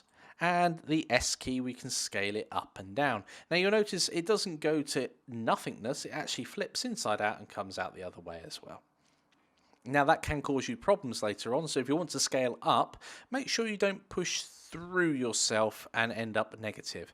If I can draw your eyes to where the 3D editor bar used to be, we can see that it says scale X minus 2.4, etc, etc. And that is what is happening there. So that's going the wrong way. Let's go back this way and scale it upwards. There you go. So I've scaled it upwards by roughly 3. Now, in the operator panel, if you've been paying attention in the lower left here, you might have caught that the operator panel was changing depending on what I'd just done. So if I go ahead, I've resized it here so it's big. Oh, by the way, if you adjust the size of this and make it too small, you end up with another little plus icon within the tool shelf itself, and that will bring up the operator panel. Once we're in the operator panel, this is something that confuses a lot of people. The moment you do something else, the previous operation you've just done, whether it be moving, scaling, rotating, or even undoing or selecting another item, that will break the operator panel. So if I go ahead and start moving the camera, for instance. So I'm going to use the 3D manipulator widget to move this, and left click on look at that. We can actually move things up and down in the Z direction. That's very powerful. But the moment I've done that, I've lost the ability of the transform, in this case the scale, that we had done to the cube. There's no going back. That's important. Once you've moved on, there is no going back to the operator panel. So let's say I had resized that to that amount. We've got an option here, and look, we've got a way of constraining. So the vector is the change. So if I resized it in the X direction, I can change that. Look at that. We can make different shapes. Very, very powerful. We can also have that constrain whilst we're scaling. So if I hit S and scale and decide that I want to constrain it on one of the axes, I can press X, and there we go, we're making it longer and shorter in the X-axis. I can press Y and make it longer and shorter in the Y-axis, and the same as Z. So Z is up in this case, and we can see it's going up and back down again, making it thinner. Now, when you're doing movements like this, sometimes it moves too much. So let's hit S again and go Z. So we're locking it to the Z axis. And let's say that's just moving far too much. What we can do at this point is literally just hold the Shift key down. And that enables us to move much more slowly and have greater control. That Shift key, by the way, works if we go over to, let's say, the operator panel here. We've got a slider here. We can click on Z and slide it up and down. And we can also hold down Shift and slide it up and down much slower. Or we can just type a number in there. which is very, very powerful. In fact, we can not only type a number in there, but I can type 1 plus 5 plus 7.2 or something like that in there. And it will add those up for us. We can actually type equations into there, which is brilliant. You sometimes have to know how to give Blender equations, but if it's just simple multiplication or division, you can type it straight into any of these number fields that we can see. So we've already mentioned the 3D manipulator widget. On the header bar itself, for the 3D editor header, you can turn the 3D widget off and on. You can also change what it does. So at the moment, it's set to the arrow, which means translate. Okay, and then we can rotate and we can scale. And we can select either one. And if we've got it on rotate, we can left click on that and rotate it round. Now I will use a mixture of the 3D manipulator widget, or I will use the keyboard shortcuts. That's my general use. I'm just going to scale that back down now, so it's a bit smaller. And something that we've learned previously, I'm going to hit the numpad full stop and just zoom in on that selected object so we can see what we're working on. Now the final thing, of course, is adding some additional objects to our scene. Okay, how do we do that? Well, we're going to look for something called add. And if we go down to the 3D editor header, we can see there's an add menu. If we hover over it, it gives us a bit more information, and we can see that there's a shortcut, Shift and A. And Shift and A will bring up this menu, but underneath your cursor in the 3D editor. So I'm going to go Shift and A, and we've got plenty of things that we can add. At the moment, I just want you to focus on mesh. So let's say we want to add a cone or a cylinder. We can go ahead and select one. Now, where has it appeared? Well, it looks like it's appeared down there, but because that's now the selected object, I can press the numpad full stop and focus on it. Now, that particular object that we've just created has appeared where the 3D cursor was. So if the 3D cursor had been moved at any point, it would appear there. Now, if you have a look at the operator panel, we will see that we've got some control over that primitive, that basic shape that we've just added to our scene. This control only exists for this moment in time. If we do anything else or start doing anything else in our scene, we would lose the ability to change these items down here. So we can see that the number of vertices, let's just see what that does. Let's move it to the left and right. Okay, it changes. At its smallest point, 3, we got ourselves a pyramid, okay, and as we increase it, the base gets more and more circular. Okay, that's powerful. What else can we do? Oh, we can make it not a complete cone, so it looks like we've got a radius of 1 across the bottom, and a radius of 2 at the top, I'm presuming. Let's make that larger. Yes. There we go. How cool is that? A depth. Well, what does the depth do? And I encourage you guys to play with this. You know, at this early stage, you're not going to break anything. Play with it. See what you get from it. And I won't go into details about all the rest, what the rest of this means at this moment in time. That's something for another lecture. But you can see that you've got lots of control. If we go ahead and straight away add another object, let's add a UV sphere. And we've got options here that we can change. But of course, once we've actually done that, there is no going back. So if I decide to use the 3D manipulator widget on its moving function and left click on that arrow and move it out of the way, I can't now go back and change any of the settings I had on that particular UV sphere. It's now stuck like that. If I wanted to change the number of segments or rings that it has, I would have to create a new object. Hey guys, so this is the end of section challenge. It's going to be a bit of a bigger challenge than the ones you've had so far, but don't worry, it's nice and straightforward. I'd like you to add into your scene a cube, a cylinder, and a cone. Now place these on top of one another. Have fun with this. They don't have to be exactly butted up against one another. You can put them inside one another if you'd like. Just play with it. Make some funky shapes. If you guys want to add something else other than a cube, a cylinder, or a cone, by all means make a toy castle out of cubes that you've squished together, and the towers and the turrets can be made out of cylinders. You can have lots of fun as if these were little wooden blocks that children play with. It's amazing what you can come up with. And I'd like you to then create 4 3D editor windows. So using the knowledge that you've gained earlier on in the course, I'd like you to create the 4 3D editor windows and change them to a certain view type. I'd like a perspective, it doesn't matter where it's looking. I'd like an orthographic projection. I would like a front view and a top view. Now, in tradition, usually the front and top views would be an orthographic projection, but it doesn't matter. But if you want to make them traditional, I suppose, make the front and top orthographic as well. Remember to take a screenshot and share it with us. I love seeing your work, and I'm looking forward to seeing what you guys come up with just by using these basic building blocks. So pause the video and give that a go. Okay, so I'm going to stick rigidly to the challenge that I set here. So I'm going to create a new Blender file so I can get rid of everything that's going on there. So I've got a cube, a cylinder and a cone. Okay, I'm going to stack them on top of one another. So I've got the cube there, so I need to add. So add, it's going to be a mesh and cylinder. Okay, so that's inside the other one just there. I think I'm going to use the 3D manipulator widget and just pull it up. Okay, now I can align my view, of course. I can look at it from the side in orthographic view. There we go. I can get a better control of how to line things up there. It's not going to be perfect, but it doesn't have to be at this stage. Don't worry about that. Okay, so what was the other one? A cone. Okay, so let's add. I'm going to use this keyboard shortcuts this time. A mesh and cone. Okay, brilliant. And that is also, it's appearing on the...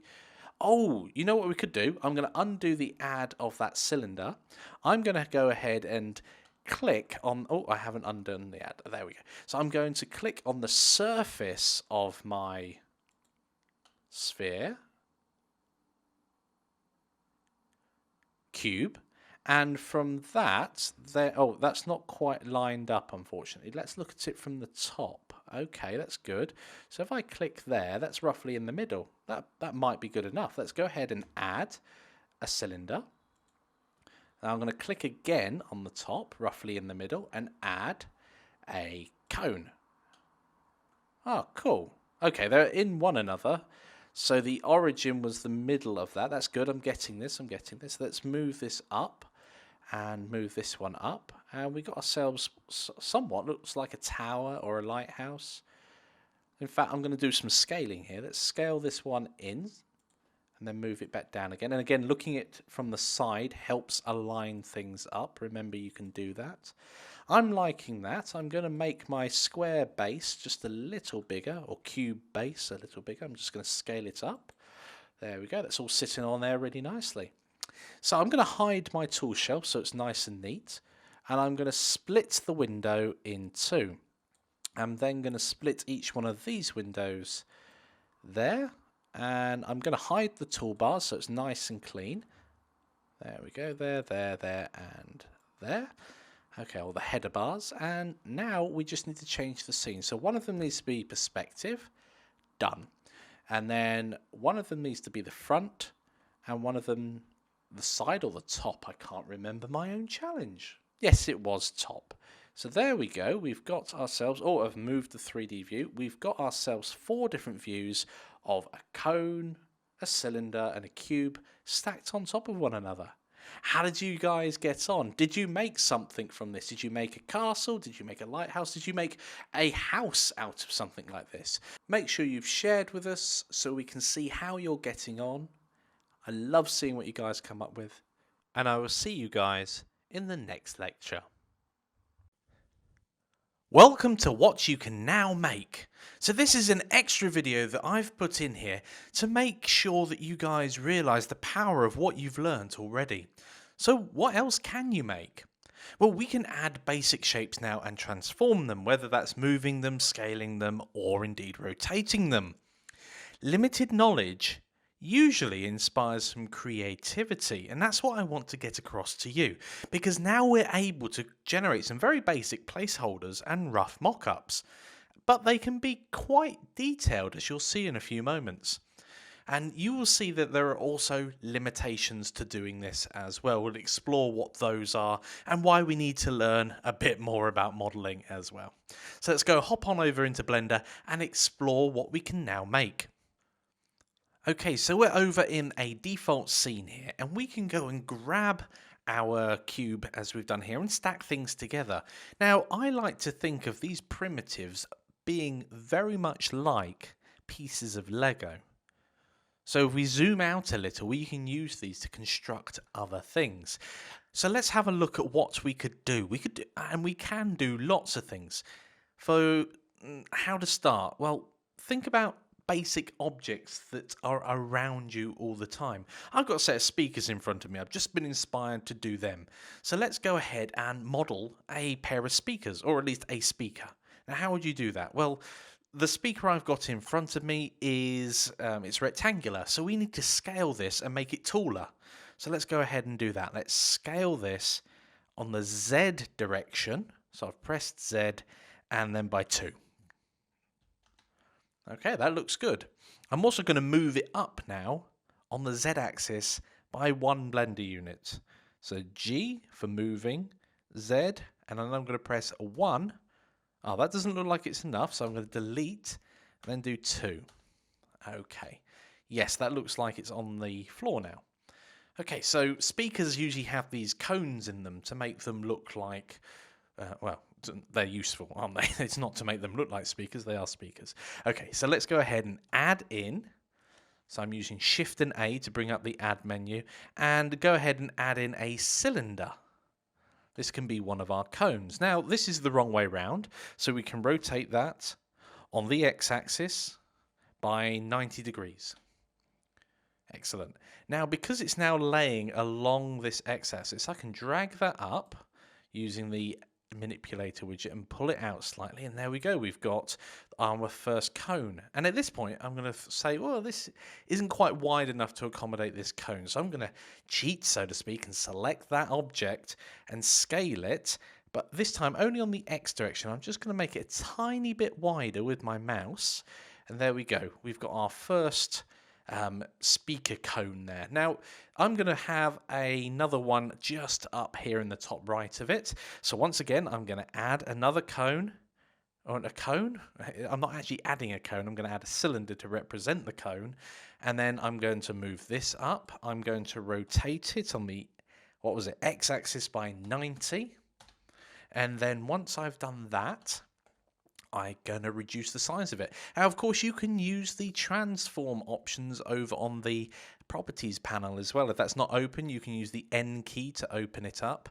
And let's change the scale here. Let's do 0.5. I'm going to use tab to move to the next field. There we go, 0.5, 0.5, and 0.5. Can't see it anymore. Let's just pull it out slightly. And there we go. We can lift this up here and push it in ever so slightly. And there we go, we've got a basic speaker that we can use. Of course, you can go ahead and build up many objects like this. And I'd like to show you one that I've already done. And then I'd like to give you guys an extra challenge for the end of this section. So I'm going to save that. So I'm going to save as speaker example. And you can see I've actually got some extra examples here that I want to show you. I don't know which one to pick. I've got my train, a tree, a tractor, a castle. Well, I will show these as we go through in the challenge. However, in this example, I'm going to show you the train. I do like the train. Now I'm going to open the outliner up as well. So I'm just going to pull this bit across so you can see it is genuinely just made up of lots of different objects. So we've got a cone, we've got loads of cubes, we've got some cylinders in there as well. And this is a very basic object and could be used as a placeholder if you needed a train in a game, or just as train in your scene and you just need to put something there really quickly. This took, admittedly I'm experienced, I've gone through this lots, but this took about 10 minutes to put together, and most of that was just thinking about how I wanted it to look. And yes, does it look like a train? Well, kind of. It looks more like a toy model, but there are some problems with this, and I'd like you to witness this now with me as we go through. Now, as I highlight these cubes, you see that they overlap one another. in many, many places. And because they overlap one another, that causes us a few problems. Now, I'm going to select everything. I'm going to use the A key to do that and select everything. And we can see how they are all overlapping. Now, these are going to cause us problems when it comes to what's known as rendering. Now, rendering is making your final image. It's rendering out what we see here. Now, if I go ahead and render this image, there are a couple of ways I can do that. I can go up to the render option at the top and render the image. If I go ahead and do that now, we see that we get some artifacts. Now, this is too zoomed in. Don't worry too much about actually rendering around your models at the moment. We'll focus on that in a future lecture. But you can see there's some problems here. So let's go back to our 3D view by clicking on the header bar, the option for this large window we've got here, and switch it to the 3D view. Once it's in the 3D view, next to where we've got object mode and edit mode, the selection there, next to that is a little white ball, and sometimes you may change this inadvertently to one of these other options. By default, I usually work with solid unless otherwise needed. Wireframe can be quite interesting. It shows you here how all of this is built up, and we can see that we've got intersecting geometry everywhere. We've got a cone here, and we've got a sphere intersecting with a cylinder, a cone going inside a cylinder. We've got these cubes all going across. We've got another cylinder in here. Now, you can toggle wireframe on and off with the Z key. That's a quick way of doing that. However, the top option here is rendered. And if we see what it looks like when it's rendered, you'll see that we've got some horrible black banding, and that's where the meshes of the individual mesh objects, all these cubes, are intersecting, and Blender just doesn't know what to show you. So you can see here where the cone and the cylinder, and then when this sphere and the cylinder meet, we don't seem to have any problems there. And the reason why we don't have any problems is because the faces that make up these shapes aren't actually, they intersect one another, but they're not on top of one another. Whereas these particular cubes that are layered on top of one another, it just doesn't know which face to show. So you end up with this horrible artifacting. And you'll come across this quite a bit. So this is one of the limitations of doing it this way. We get these funny rendering artifacts. Of course, we're not going to worry too much about that at the moment because these are great placeholders. So if I go back to solid mode, I can now place that in a block station if I want. Oh, challenge.